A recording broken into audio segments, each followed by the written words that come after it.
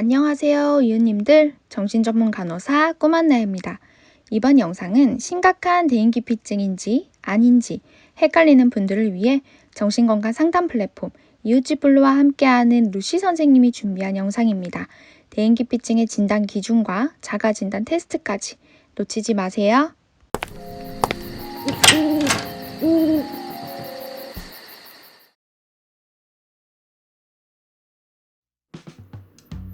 이제 막 사회초년생으로 한 발을 내딛는 블루는 내일 첫 면접을 앞두고 있다. 준비를 끝내고 침대에 누웠지만 면접에 대한 걱정으로 인해 깊은 잠에 들지 못하고 블루는 뜬 눈으로 밤을 지새웠다. 다음날 아침 블루는 단정한 복장으로 갈아입고 긴장하지 말고 연습한 대로만 하자고 굳게 다짐했다. 283번 김블루씨 면접실로 들어와 주세요.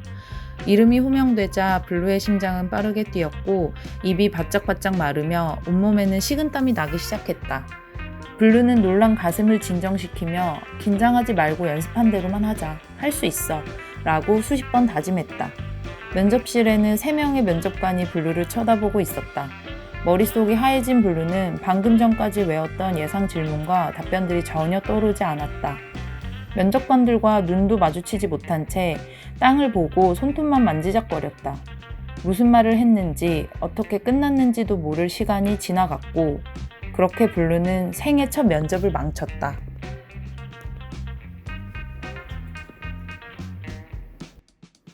누구나 면접과 같이 긴장되는 상황에서는 블루가 느꼈던 생각과 감정, 신체적인 반응을 느끼게 되는데요.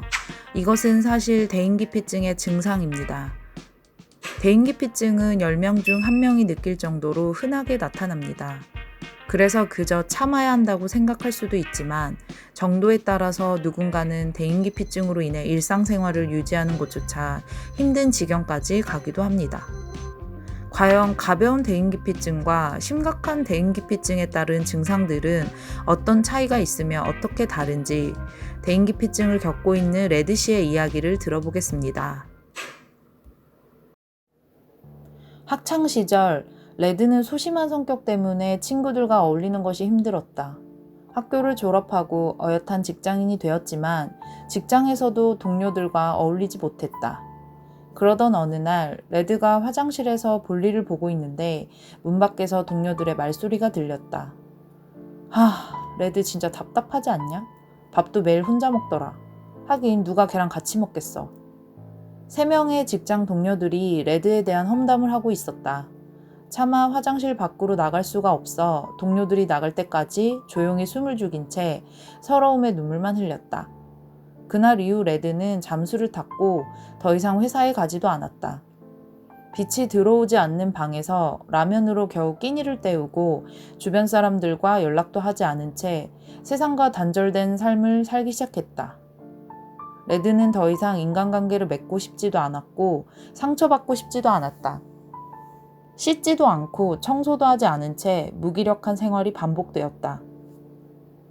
삶의 의욕도 점점 사라지고 이 불행한 생활을 끝내고 싶다는 생각에 사로잡혀 아무것도 할 수가 없었다.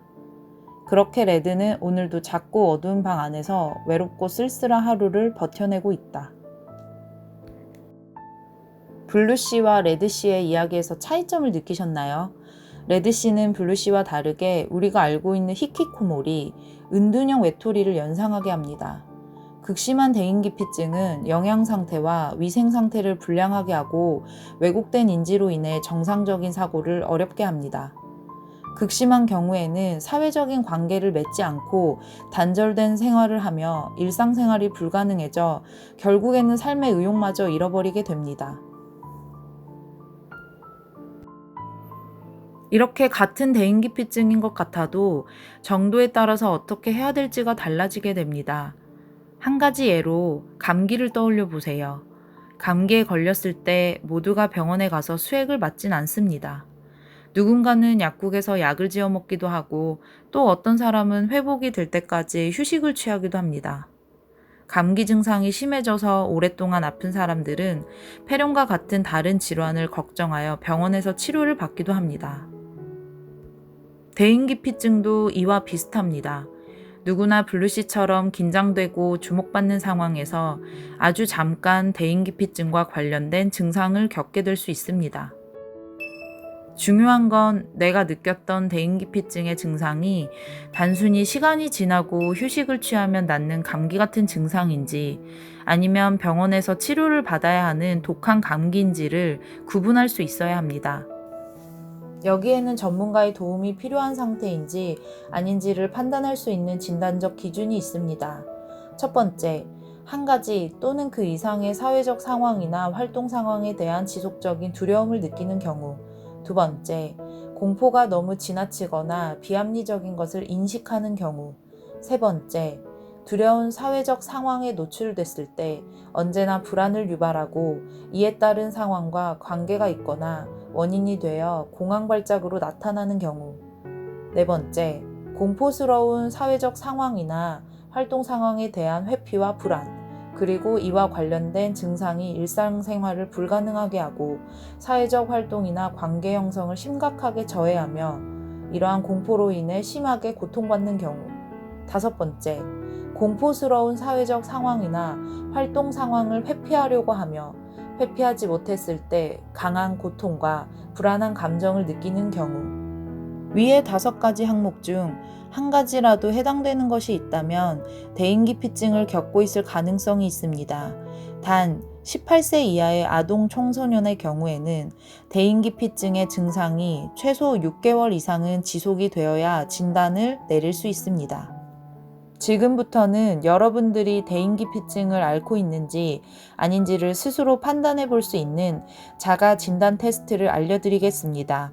총 20개의 문항을 읽어드리고 나면 각 문항에 대한 답변을 점수로 계산해서 총 합을 기록하시면 됩니다. 그렇지 않다는 0점, 약간 그렇다는 1점, 매우 그렇다는 2점으로 계산하시면 됩니다. 1. 사람이 많은 곳은 피하고 싶다. 2. 이성에게 말을 걸거나 대화하는 것이 두렵다. 3. 사람들이 많이 있는 곳에 가면 예민해진다. 4. 처음 보는 사람을 만나는 것이 두렵다. 5. 모르는 사람과 있으면 초조해지고 답답하다. 6. 익숙한 사람들하고만 어울리는 것이 편하고 좋다. 7. 처음 보는 사람과 대화하는 것이 부담스럽다. 8. 새로운 만남을 피하게 된다. 9. 모임에 갔어도 혼자 붕 뜨는 경우가 많다. 10. 혼자서 보내는 시간이 좋다. 11. 이성이 함께하는 모임에서는 신경이 예민해진다. 12. 이성 친구가 주위에 거의 없다. 13. 지인이나 친구들에게 만나자는 연락을 거의 하지 않는다. 14. 윗사람과 대화하는 것을 꺼린다. 15. 팀을 이뤄 일을 하는 것이 꺼려진다. 16. 사람들을 피하고 싶어진다. 17. 사람들에게 자신이 먼저 말을 걸지 못하는 편이다. 18. 사람을 소개받는 자리를 피하게 된다. 19. 친하지 않은 사람은 만나고 싶지 않다. 20. 타인과 함께 있을 때 편안함보다는 불안을 느낀다. 자, 이제 테스트 결과를 보면 15점 이하는 보통 수준으로 정상입니다. 16점에서 25점까지는 심리적인 치료가 필요한 상태입니다. 마지막으로 25점 이상부터는 심각한 중증 상태로 전문가와의 상담이 필요한 것으로 보입니다. 어떠신가요? 대인기피증이 흔하다는 이유로 치료하지 않고 방치하게 되었을 때 우울증뿐 아니라 공황장애, 망상장애 등 정신질환으로 발전하는 경우가 많기 때문에 초기에 치료받는 것이 매우 중요합니다. 가벼운 감기에서 독한 감기가 되지 않기 위해서는 자존감을 높이고 사람들과의 갈등으로 인한 스트레스를 해결할 수 있는 자신만의 방법을 찾는 것 또한 매우 중요합니다. 그래서 다음 영상에서는 여러분들이 어떻게 자존감을 높이고 해결책을 찾을 수 있는지와 대인기피증의 유형 그리고 다양한 치료법에 대해서도 알아보겠습니다. 약해지고 아픈 마음을 치유하는 저 루시가 항상 함께하겠습니다. 감사합니다.